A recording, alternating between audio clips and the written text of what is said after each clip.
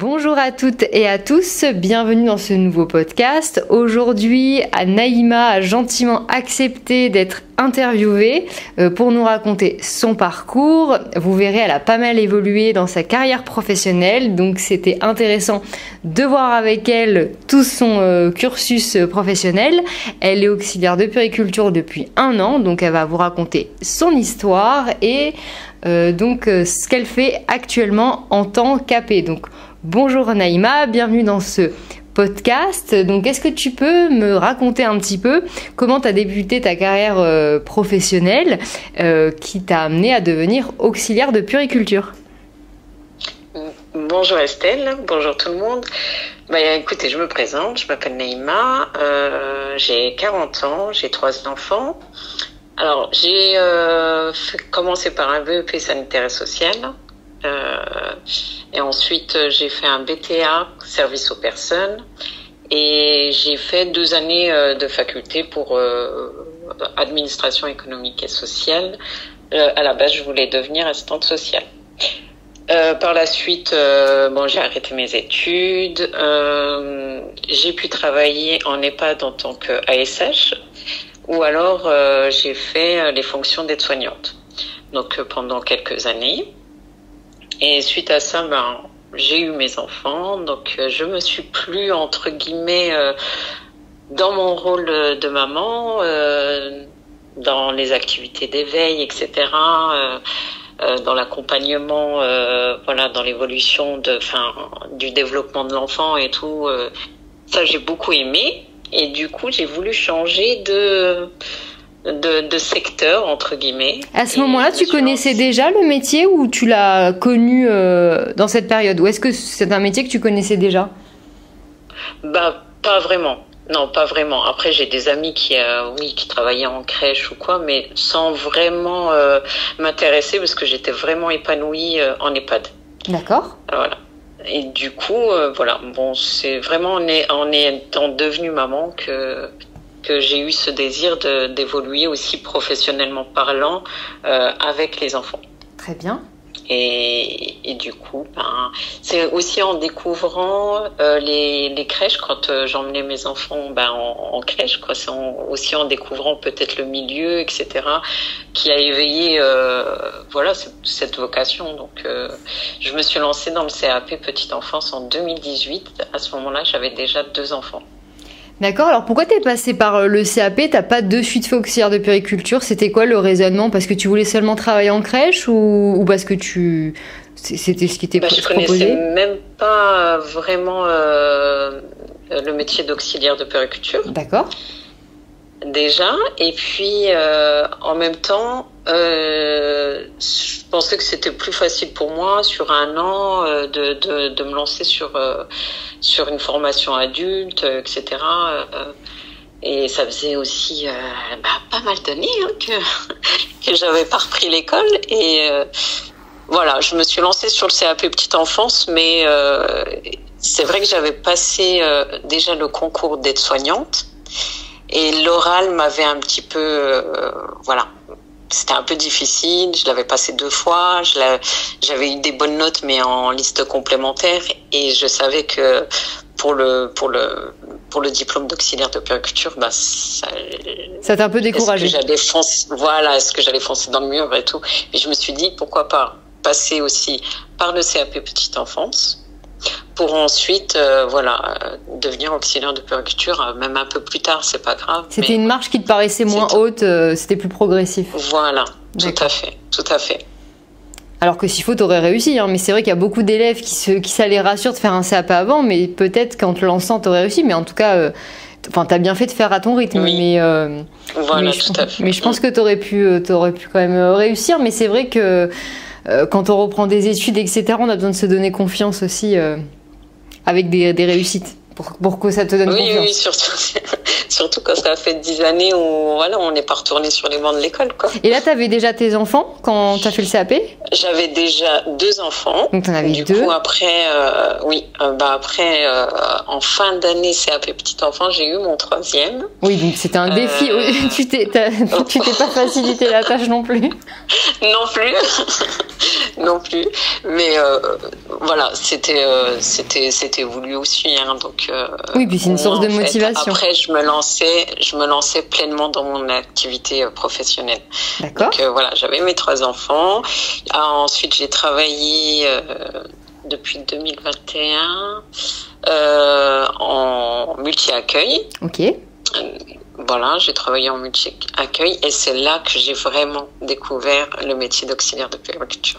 Alors concrètement, en tant que CAP, quand tu travailles dans un multi-accueil, donc c'est une crèche, est-ce que tu vois une différence, toi, de ton poste de CAP, où tu es un peu frustré, tu dis « Ah, mais moi, je peux pas faire des ouvertures de crèche, moi, est-ce que je peux… » Voilà, est-ce que tu te dis « Auxiliaire de puériculture, ça va me permettre d'avoir un peu plus de responsabilité ?» Est-ce que c'est ça qui te donne envie ou pas? Ou c'est parce que tu veux l'accès à l'hôpital? À la base, en fait, quand j'étais en multi-accueil, quand j'ai travaillé en multi-accueil et puis que je me suis lancée dans le dossier, etc., pour rentrer en école d'auxiliaire, à la base, j'étais déjà frustrée. Dans le sens où dans le multi-accueil où j'étais, les CAP pouvaient pas faire de biberon. Il n'y avait pas de préparation de biberon, il n'y avait pas d'administration de médicaments, même les transmissions, pour nous, elles étaient limitées. C'est-à-dire que si l'enfant était malade le jour-là, ça allait être soit l'auxiliaire qui allait faire les transmissions aux parents, soit le JE. Donc, oui, c'est très. Tu peux pas du tout exercer ton métier à plein dans son plein potentiel, quoi. Effectivement. Oui, mais carrément, c'était limité. Et encore, moi, de mon expérience et mon âge, il y avait des choses que les filles me laissaient faire, entre guillemets, parce que bon. Elles avaient confiance en toi. Voilà, elles m'ont senti peut-être plus à l'aise que les autres, je sais pas. Mais en tout cas, voilà, j'avais un tout petit peu plus de liberté, entre guillemets. Hein, j'avais mon groupe à moi, etc. Mais voilà. Et au fil du temps, ça m'a un peu frustrée, un petit peu beaucoup. Et puis du coup, et puis en même temps, il y avait aussi mes supérieurs, etc., hiérarchiques, qui me disaient, même en stage de CAP petite enfance, lance-toi plus haut, quoi. Fais AP, lance-toi plus haut, reste pas, tu as les capacités, etc. Et du coup, sans m'en rendre compte, en fait, j'ai avancé dans cette optique-là. Très bien. Et donc, du coup, quand est-ce que tu t'es lancée? À quel moment? Écoutez, c'était en 2022. D'accord, ouais, donc c'est récent. Tu as tenté, oui. Tu as été prise du premier coup? Tout à fait. En fait, moi, j'ai postulé en tant qu'ASH, parce qu'avec le nouveau référentiel, en tant qu'ASH, on pouvait postuler, c'est-à-dire qu'on est reçu uniquement sur dossier. Donc, c'est à double tranchant. Hein. On peut se défendre qu'une seule fois. Ouais, tu n'as pas d'oral. Voilà, donc, je ne sais pas si c'est un cadeau, en fait. Ouais, tout à fait. C'est à double tranchant. Ça dépend comment on voit, mais il faut assurer sur le dossier. Moi, ça me convenait. Oui, vu que tu avais une appréhension de l'oral, effectivement, c'était parfait pour toi. Exactement, oui, c'est ça. Ça me convenait. Je dis là, il faut que je mette tout sur mon dossier, etc. On m'a bien aidé, hein, on m'a bien accompagné, mes supérieurs, le JE. De mon service. T'avais une équipe vraiment derrière toi qui t'a soutenu, qui a cru en toi, qui t'a vraiment donné confiance pour agir. Hein. C'est chouette d'avoir une équipe comme ça. Directrice et tout, tout le monde m'a soutenu, on m'a aidé sur le dossier. J'ai pas mal regardé tes vidéos aussi qui m'ont beaucoup aidé. Ah, donc tu me connais depuis un petit moment alors. Ah oui. Sans le savoir, tu m'as beaucoup soutenu. Mais voilà, j'ai envoyé mon dossier et j'ai été retenue. Donc là, t'imagines 2 victoires en quelques années. Là, au niveau de la confiance dans ton projet professionnel, tu pars de douter à tout réussir du premier coup, en fait. Oui. Avec mais 3 après, enfants, etc. C'est quand même waouh, quoi. Bravo, hein. C'est quand même impressionnant. Merci. C'est Ouais, c'est vrai impressionnant. que c'est difficile. Ça a été difficile. C'est pas facile. Et puis je pense que c'était une démarche. J'avais 38 ans. J'arrive à mes 40 ans. Voilà. Est-ce que c'était pas une démarche aussi, de maturité en fait, de cette maturité qui va s'installer et puis qui dit, je veux me poser professionnellement parlant. Je suis posée personnellement parlant avec ma famille, etc. Mon mari. Voilà, je suis posée et je voulais quelque chose de solide, voilà, qui me tienne à cœur et puis que je puisse avancer avec mes convictions, voilà, mes valeurs, etc. Très bien. Et donc tu es prise à l'école, tu fais une rentrée donc en septembre. Oui. Et comment se passe l'école? Donc du coup là c'est concret, c'est pas juste un dossier, tu retournes aussi encore sur les bancs de l'école. Comment ça se passe ton retour à l'école? Est-ce que tu as eu des dispenses par rapport à ton diplôme? Alors aucune dispense parce que tous mes diplômes sont anciens. Et avec la nouvelle réforme, le nouveau référentiel, il y avait que les CAP AEPE, les bacs pro à SAPAT, les bacs pro à 2SP. Oui, donc t'étais pas concernée du tout, quoi. J'étais pas concernée du tout. Donc en fait, moi, je repartais vraiment à zéro, quoi. Très bien. Je repartais à zéro. J'aime pas dire ça. Hein. Non, mais puis en plus c'est peut-être. Non, bien avec sûr, de l'expérience. Mais oui, en plus c'est intéressant. Donc, limite c'est chouette de pouvoir tout voir concrètement. Eh ben, au fil de l'année, c'est ce que je me suis dit. Heureusement en fait que je revois tout, quoi. Oui, parce que c'est pas parce qu'on a le diplôme qu'on est forcément à jour si ça fait longtemps, etc. Et du coup, donc comment ça se passe? L'école, les stages, tu te sens bien, tu prends du plaisir, t'es passionné, t'arrives à combiner ta vie de maman, t'es crevé mais tu tiens la barque. Comment ça se passe? C'était intense. Intense. C'est une année, c'est très riche. Honnêtement, comme je disais en fin d'année, on a tous grandi. On a tous, on a tous évolué. Au début, personne se connaît, etc. Vous étiez combien dans ta classe? Alors, en fait, on était plus de 80. Ah, c'était énorme. Énorme. Oui, c'était une grosse promotion. En fait, parce qu'il y a, je sais pas, à peu près une soixantaine, il me semble, d'apprentis. D'accord.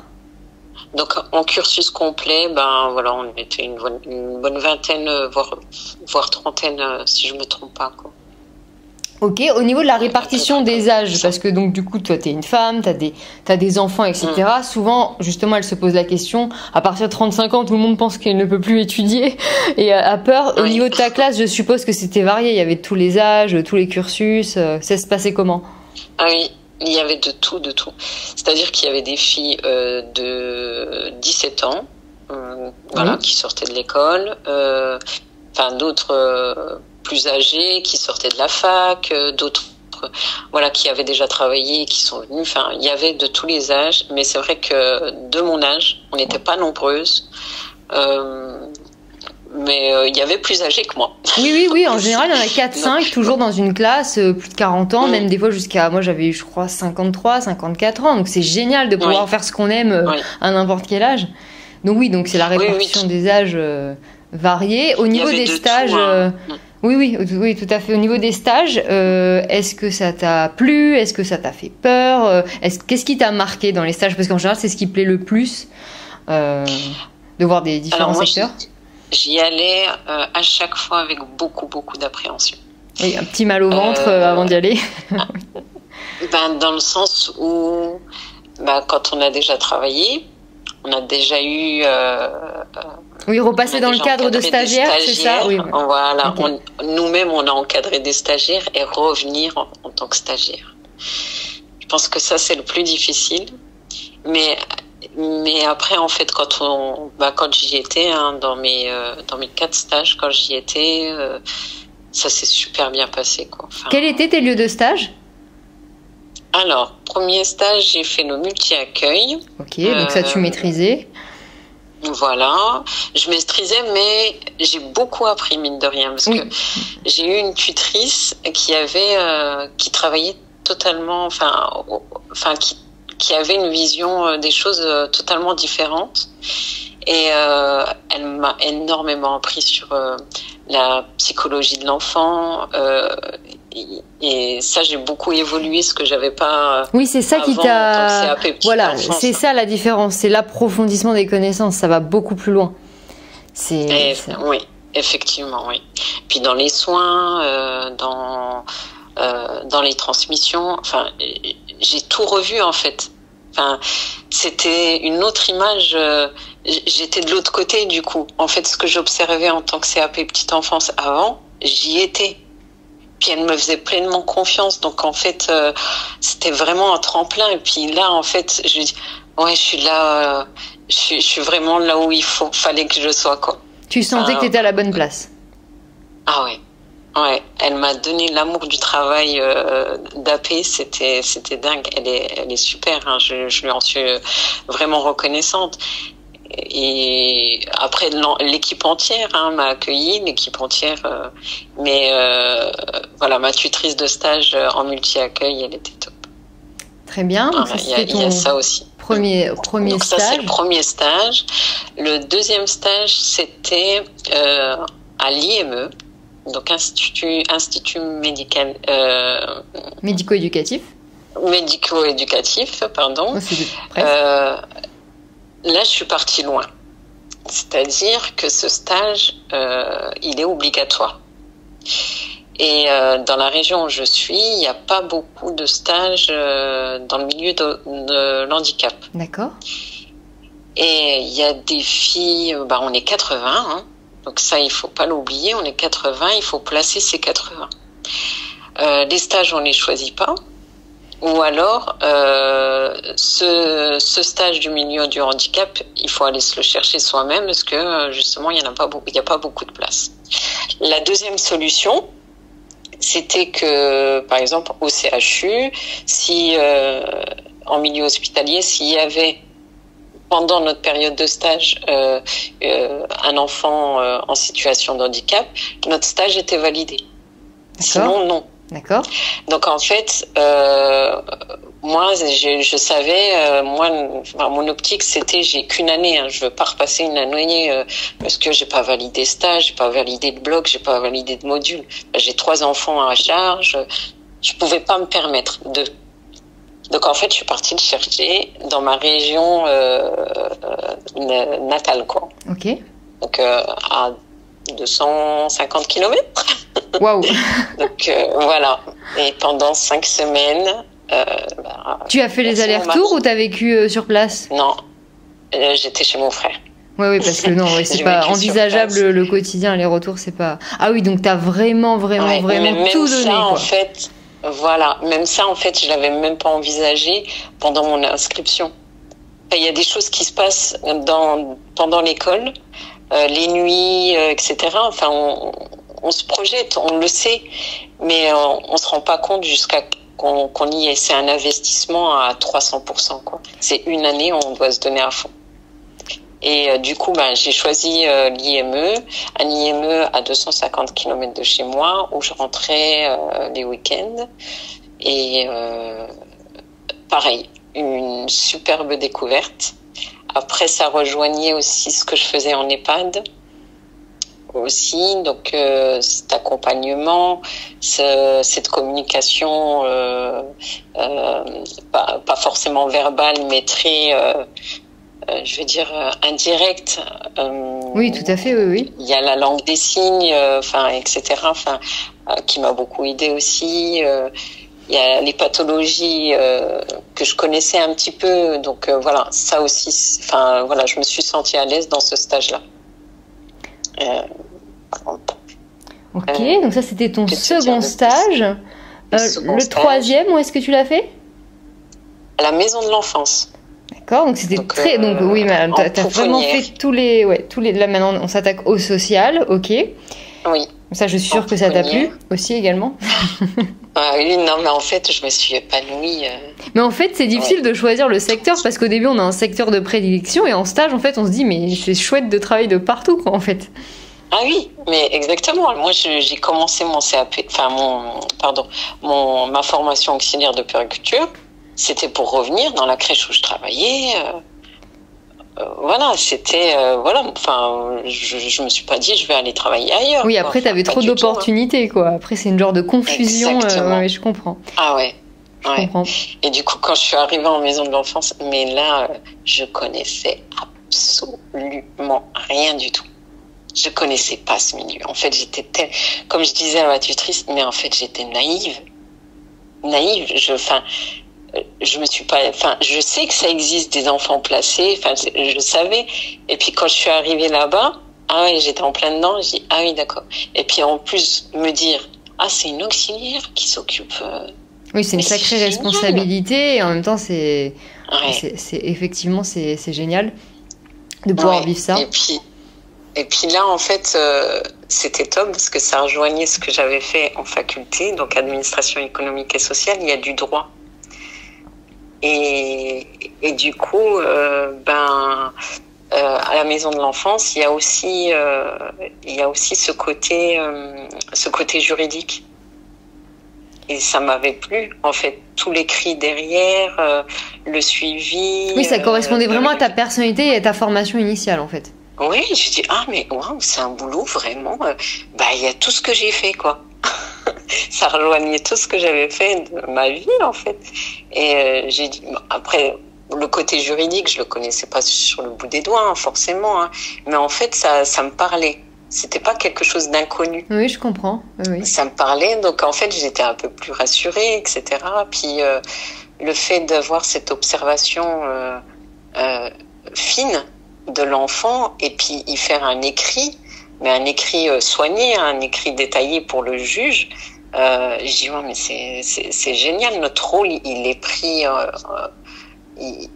il est pris en compte mais à 100%, quoi. Enfin, et on dirait même que c'est un métier différent dans chaque secteur, parce que comme tu dis, quand on doit faire des analyses fines, etc., ça demande des compétences particulières d'observation, d'arriver aussi à mettre par écrit ce qu'on observe, tout le monde n'est pas capable de le faire, etc. Donc c'est réelles compétences. Et c'est vrai que dans chaque secteur, on dirait que l'auxiliaire, c'est comme si c'était un nouveau métier. Et c'est une chance inouïe avec le même diplôme d'aller dans des secteurs aussi variés et intéressants et utiles. Ah oui, tout à fait. Hein. Puis oui, d'un secteur à l'autre et puis d'une structure à l'autre, hein, qu'elle soit la même, ça va pas être la même optique pour chacune, parce que quand les autres elles racontaient leur stage, pareil, en fait, on n'avait pas les mêmes rôles entre guillemets, quoi. Donc choisir son secteur de prédilection, c'est une chance qu'on a en tant qu'AP, quoi. Et j'ai eu la chance, moi, de le découvrir en stage, dans mes différents stages. Voilà, ça m'a beaucoup appris, j'ai beaucoup évolué durant ces 1 an là. Et donc, tu as eu du premier coup ton diplôme, hein. Avec ton implication, j'en doute absolument pas. Et du coup, est-ce que lorsque tu as été diplômée, tu avais un contrat et tu devais retourner dans ta crèche initiale, ou pas du tout, tu as été libre de travailler où tu veux? Alors, il faut savoir qu'après, en fait, à la maison de l'enfance, j'ai postulé parce que ça a matché, etc. J'avais postulé, sauf qu'il me restait encore mon dernier stage de professionnalisation. C'était dans quel secteur? Le dernier stage? Oui. Au CHU. D'accord. C'est au centre hospitalier, à l'hôpital d'enfants, et j'étais accueillie en médecine pédiatrique, donc unité médicale pédiatrique, durant 7 semaines. Et 7 semaines, pour l'unité médicale pédiatrique, c'était ce qu'il fallait, quoi. Oui. Pas moins. Oui, absolument, parce que là, c'est très technique. C'est une grosse structure. Là, c'est énorme. Et on est partout à la fois, entre guillemets. Donc, on est le binôme de l'infirmière, mais il faut, par exemple, emmener des enfants au bloc, emmener des enfants en examen. Enfin, c'est énorme. Et rien connaître les lieux, Oui, ça prend déjà 2 semaines. Ouais, ça prend pas mal. Après, il y a nos rôles propres. Et puis, là, en fait, on est vraiment confronté, comme on dit, à une équipe pluridisciplinaire, pluriprofessionnelle. Donc, en fait, connaître aussi les rôles de chacun prend aussi du temps. Et il y avait aussi le fait qu'on est pas mal en fait en tant que professionnel, donc il faut connaître aussi son binôme, je veux dire le rôle de l'infirmière, quoi.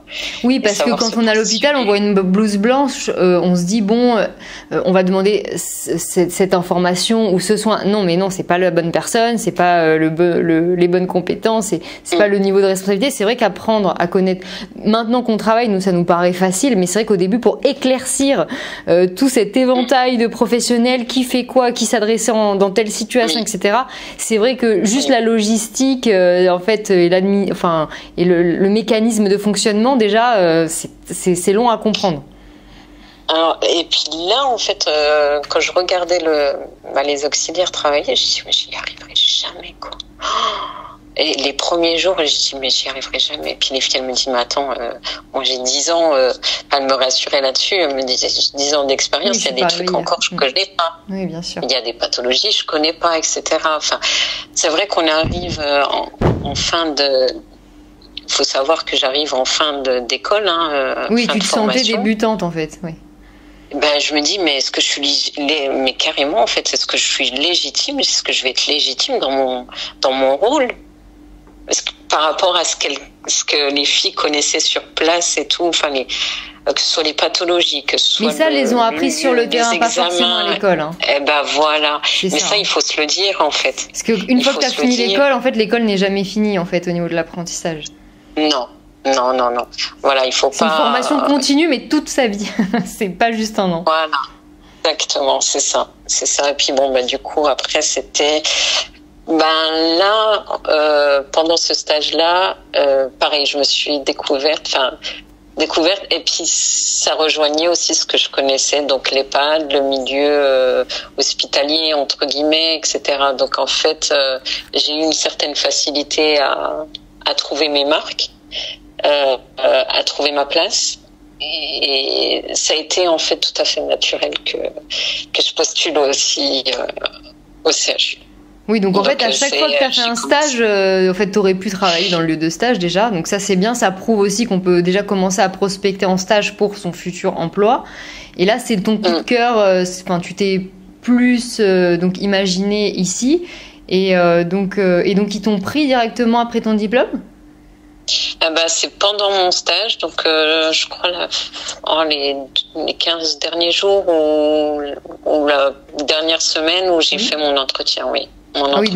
Et vu que j'avais validé tous mes modules et tout, je savais que j'allais être diplômée, quoi. Donc oui, je me suis permise de postuler. Enfin, j'ai été encouragée aussi à le faire et j'ai passé mon entretien et j'étais attendue au 7 septembre exactement. Oui, donc ne vous inquiétez pas parce que tout le monde a peur de pas trouver du travail. Vous trouvez du travail avant d'être diplômé. Donc il y a pas de c'est ça qui est génial. C'est ça qui est génial. Et puis, entre-temps, avant de commencer au CHU, j'ai fait un remplacement. Comme je vous avais dit, j'ai postulé aussi pour la maison de l'enfance et j'avais fait un remplacement. Mais bon, je leur avais dit que j'avais déjà accepté au CHU, donc qui est mon lieu d'exercice maintenant. Très bien. Donc depuis ce stage, tu travailles là-bas, c'est ça ? Oui. Voilà, depuis le 7 septembre, je travaille au CHU en unité médicale pédiatrique. Donc là, c'est mon service. C'est mon service en fait. Je suis affectée à ce service, mais on est aussi appelé à travailler en chirurgie pédiatrique. Et puis, oui, par contre, en septembre, j'ai commencé en consultation pédiatrique. D'accord. Okay. Ça aussi, je savais pas aussi qu'une auxiliaire pouvait travailler en consultation pédiatrique. Je connaissais pas les rôles de l'auxiliaire, mais en fait, c'est intéressant j'ai été aussi, super bien. C'est intéressant aussi. Bah, c'est ça en fait. C'est ce qui est intéressant. Puis c'est bien que tu connaisses toute la chaîne des gens où ils arrivent en consultation, après éventuellement où il y a une hospitalisation, etc. Enfin, c'est bien de tout connaître pour la liaison en fait et la bonne prise en charge. C'est un plus. Bah, quand je suis arrivée du coup en consultation, ce qui est bien, c'est que j'avais tous les rôles et puis j'avais tous les médecins. Du coup, je connaissais en fait quand je suis arrivée du coup en unité médicale pédiatrique, je connaissais déjà. Donc ça a été vraiment un commencement. Voilà, moi je faisais en consultation pédiatrique, je faisais les pesées, les mesures, les PC, le périmètre crânien, la prise des constantes. Voilà. Puis déjà ça, en fait, c'est commencé tranquillement entre guillemets. Après, j'avais tout le côté informatique où j'ai pu, quand je suis arrivée en unité médicale pédiatrique, j'étais à peu près ok là-dessus, quoi. Donc ça aussi, quand je suis arrivée, en plus je suis arrivée, c'était la période hivernale. Donc la période hivernale, c'est pas mal chargé en tant que nombre de patients, etc. Donc la formation a été très rapide, sachant que j'avais fait mes 7 semaines de stage plus mon temps en consultation. Et c'était vraiment un tremplin, quoi, en tout cas. Très bien. Et donc là, du coup, là actuellement, dans le service dans lequel tu es, quelle est une journée type pour toi, tes horaires, ton rôle, tes missions? Qu'est-ce que tu fais concrètement si tu devais nous raconter une journée du début à la fin? Alors, j'ai 2 horaires, soit du matin, soit du soir. Le matin, c'est 6h30, 14h. Et du soir, c'est 13h30, 21h. Est-ce que tu as pu choisir ça ou c'est imposé? C'est imposé dans le service. Okay. C'est les 2 services en chirurgie et en médecine, les 2 services qui sont en 7h30. Ils sont pas en 12h ou 10h comme dans les autres services, comme en maternité, comme en néonat, voilà. Ça ne vous pénalise pas sur la continuité des soins? Peut-être que tu as déjà travaillé en 12h, et est-ce que tu arrives à avoir une différence ou pas forcément? Non, on prend le pli, non, je dirais que c'est plus les parents, voilà. Que ça gêne peut-être de voir 2 personnes, oui. 3 équipes, en fait, parce qu'ils ont l'équipe du matin, l'équipe d'après-midi et l'équipe de nuit. Donc, il y a certains parents, oui, qui ont pu dire, oui, vous n'êtes pas en 12 heures, enfin, voilà, mais ça veut rien dire sur la continuité, quoi. Oui, les transmissions sont bien faites, autant à l'écrit qu'à l'oral, et voilà, c'est ce qui va assurer énormément la continuité et la prise en charge s'ils laissent patient, comme ça, c'est que ça fonctionne bien, sinon ils auraient effectué des modifications. Donc ça, oui, tout à fait. Raison. Très bien, donc tu arrives le matin, qu'est-ce que tu dois faire? Qu'on puisse vraiment s'imaginer ta journée. Alors, 6h30, prise de poste, donc il y a les transmissions. Les transmissions, en fait, on est en binôme avec une infirmière. Donc la fille de nuit nous dit ce qui se passe, enfin les patients qu'il y a, leur pathologie, le dernier biberon par exemple, les traitements, etc. Donc après les transmissions, l'infirmière va préparer ses traitements. Moi, du coup, alors je prépare tout ce qui est... Je vais faire les commandes de biberons pour la journée. Très bien. Ils sont faits sur 24 heures à la biberonnerie, donc on faxe. Ensuite, je vais commander aussi tous les repas selon les régimes, selon les pathologies, selon s'ils doivent passer au bloc ou non. Il faut être très attentive. Ça parlait rien, mais il faut être très attentive.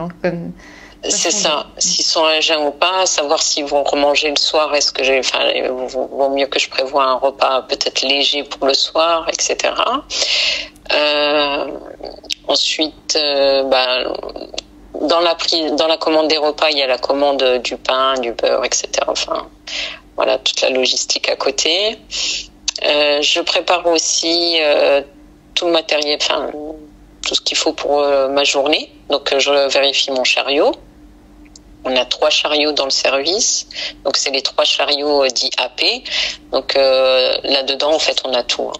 Donc comme ça, on fait pas 15 000 pas. Voilà, on s'économise quand même. On essaye d'avoir tout dans le chariot. Hein. Donc, tout ce qu'il nous faut pour la journée, aussi bien les couches, tout ce qui est pour les soins, je veux dire coton, sérum fille, etc. Donc je vérifie mon chariot, je prépare aussi des lingettes de désinfection pour la journée. Et après, on se pose un petit peu, on prend un petit déj ensemble, hein, avec les infirmières, les AP. De là, il y a l'ASH qui arrive, et puis elle nous demande s'il y a déjà des sorties. Donc si on sait qu'il y a des sorties dans la journée, donc ça aussi, il faut savoir pouvoir le transmettre. Voilà. Et puis, s'il y a des entrées prévues, notamment MIN, généralement, ça, c'est des entrées prévues. MIN, c'est... pardon, je perds mes mots. Mort inattendue du nourrisson. Donc, en fait, s'il y a un suivi, par exemple, d'une fratrie, là, ça va être une entrée prévue. Donc, je prépare la chambre. Voilà, je prépare la chambre, je mets tout ce qu'il faut. Hein. Donc, je prépare le lit, tout le matériel d'urgence au cas où. Ça, c'est systématique. Je vérifie le matériel d'oxygène, etc. Voilà, si ça fonctionne, si c'est OK, la sonnette, etc. Et puis, voilà. Ensuite, on commence notre tour à peu près vers 8 heures. Donc, toujours en binôme avec l'infirmière, on commence notre tour. Donc, prise de constante, pardon. Et on donne le petit-déj. On refait les lits si besoin ou quoi. Enfin, on demande aux parents s'ils ont besoin. Si l'enfant est tout seul, et si c'est un bébé, si c'est l'heure du biberon, c'est à moi de lui donner. C'est à moi de faire l'échange, etc. Voilà, c'est vraiment de l'accompagnement tout au long de la journée, en fait. Oui, dans les soins d'hygiène, de repas, même de réassurer des enfants, je suppose, quand les parents s'absentent et reviennent, font des allers-retours. Voilà, c'est ça, oui. Et puis après, je vais regarder s'ils ont, aussi des jouets, s'ils ont ce qu'il faut pour... tenir entre guillemets l'hospitalisation. Alors quel type de soins tu peux faire avec les infirmières? Tu peux les aider? Quel type de soins sont les plus courants ou que tu peux effectuer? Alors les plus courants, c'est forcément les bilans. Oui. Donc là en fait je vais accompagner l'infirmière. Mon rôle premier, ça sera la distraction, forcément. Après voilà, c'est aussi rassurer le parent, rassurer l'enfant. Voilà. Après, quelles sont les pathologies les plus courantes dans ton service? Alors, en période hivernale, forcément, ça va être la bronchiolite. Il y a eu aussi, pas mal comment ça s'appelle? Je perds mes mots, je suis désolée. Non, je t'en prie. Il y a eu aussi pas mal d'épilepsie. Oui. Mine de rien. Donc, on est d'accord que dans ton service, c'est 0-18 ans? Ou même des fois 0-18 ans, oui. Ok. Oui. Il y a quoi? Il y a après du classique, hein, des rhinos. Ça peut être des gastro, des franchement, il y a vraiment de tout, quoi. Il y a là actuellement, si vous voulez, vu qu'on est en période festival, donc festival entre guillemets, on est en période d'été, donc en fait il n'y a plus de UMP entre guillemets, on descend tous à l'étage d'en dessous en chir, et en fait là ça va être aussi bien de la chirurgie que de la médecine. Donc en chirurgie, ça va être beaucoup de fractures, beaucoup de AVP, donc accident de la voie publique, ça va être appendicite, ce genre de choses. Oui, voilà, ça va être des opérations ORL, il y a vraiment de tout, quoi. C'est très varié, il y a J'ai eu des Kawasaki aussi. Ça pour la petite anecdote. On a eu un enfant qui avait les symptômes du coup du Kawasaki et savait pas trop en fait. Il venait d'arriver, ça faisait, je crois, un jour et demi qu'il était là, à peu près. Et, les bilans étaient faits, les médecins cherchaient un peu ce qu'il avait. Et puis, pour vous dire, en fait, à quel point le rôle de l'auxiliaire est important, elle a eu ce rôle d'observation, etc. Et puis, justement, c'est elle qui a vu que, l'élève était bien rose, la langue aussi, etc. Puis, elle a donné l'idée, est-ce que ça serait pas le Kawasaki? Et puis en fait, ils se sont lancés sur ça. Et puis effectivement, ça s'est avéré que c'était ça, quoi. Donc voilà. On voit l'expérience. On voit l'expérience, mais il faut pas hésiter, voilà, à dire nos observations, quoi, en tant qu'auxiliaire, quoi. Donc ça peut aider. Autant qu'une infirmière peut aider sur on a notre place et voilà, il faut la prendre, quoi. Moi j'ai pas assez encore d'expérience là-dessus, mais voilà, oui, t'as une légitimité d'observation, voilà. Puis t'as l'air d'être dans un service qui fonctionne au niveau aussi de la complicité que vous avez tous entre vous. Je pense que sinon t'aurais pas postulé s'il y avait une mauvaise ambiance. Donc c'est clair. Tu te sens valorisé, tu n'as pas l'impression d'être là juste pour faire les pleins. Non, voilà. Pas du tout.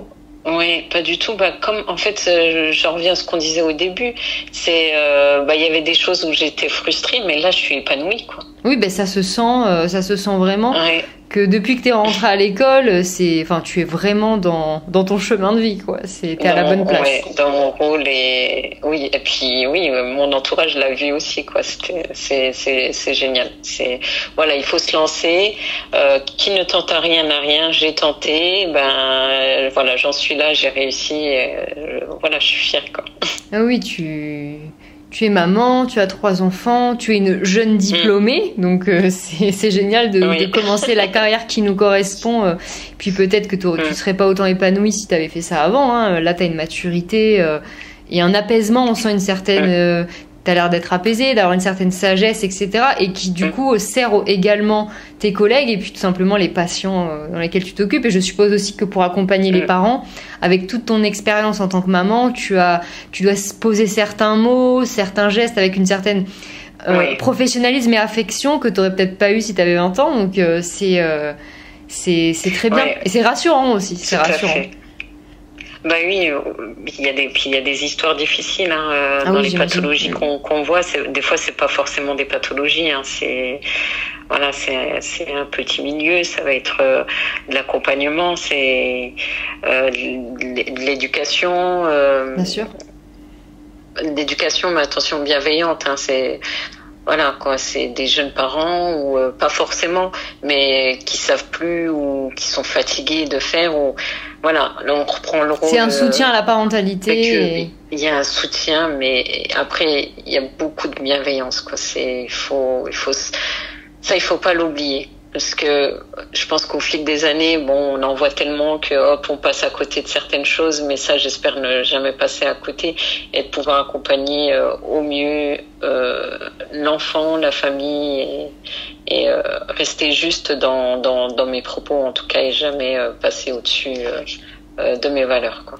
Oui, parce qu'autant on peut être un vrai réconfort, mais on peut avoir un côté destructeur avec notre position, selon ce qu'on dit. On peut vraiment faire du mal aux familles si on est jugeant, si on bâcle une question, s'ils se sentent incompris. Ça peut être aussi dévastateur. Oui, des fois ça peut être... Oui, tout à fait. Puis des fois ça peut être le rush, c'est même pas voulu, c'est juste le rush où le service est plein et puis il y a énormément de choses. Mais essayer au maximum de garder cette observation et puis cette écoute tant qu'on peut. Et puis même si au moment là où la personne en a besoin, même lui dire, écoutez, je reviens vers vous. Mais j'oublie pas ce que vous m'avez dit. Oui, c'est très intelligent de faire ça. Très intelligent de faire ça. Je reviens vers vous. Là, j'ai peut-être une urgence ou quoi. Mais l'expliquer, dire les mots, les gens sont pas bêtes. Hein. Les gens ont besoin juste d'une réponse et même si elle est différée, la réponse, même si on leur dit on revient dans 1 heure, on prendra vraiment le temps de parler avec vous. Tant qu'on dit ça, les personnes sont capables de comprendre, elles voient très bien ce qu'il y a autour de nous. Mais c'est vrai que voilà, si le dire quoi. Oui. Oui, de toute façon, tout passe par la communication, et puis c'est le fait de pas se comprendre souvent qui fait que les relations sont mauvaises. Et avec la communication, en général, on règle tout. Donc nous, c'est vrai qu'on doit faire très attention aux enfants, mais aussi aux familles pour le bien-être général tout à fait. du service. Donc tu es une auxiliaire de puériculture comblée et tu te sens à ta place et tu ne regrettes pas ton choix. Épanouie, oui. Ah bah non, pas du tout. Non, je regrette pas du tout mon choix. C'est voilà, c'est super. Enfin, je saurais le dire autrement. C'est voilà, il faut foncer. S'il y a des filles qui écoutent et puis qui se posent encore la question, et voilà, on peut essayer. Il y a des filles qui ont essayé et puis qui ont vu que ça leur plaisait pas, elles ont arrêté. Hein. On était 80 au début, on n'était pas 80 à la fin, hein, malheureusement, mais elles ont essayé. Après. Voilà, il faut se lancer et essayer de trouver sa voie. Et quand on l'a trouvé, on le sait, parce que, en tout cas, moi, je le sais que voilà, je suis épanouie, je suis bien, je suis heureuse personnellement, heureuse professionnellement. Voilà.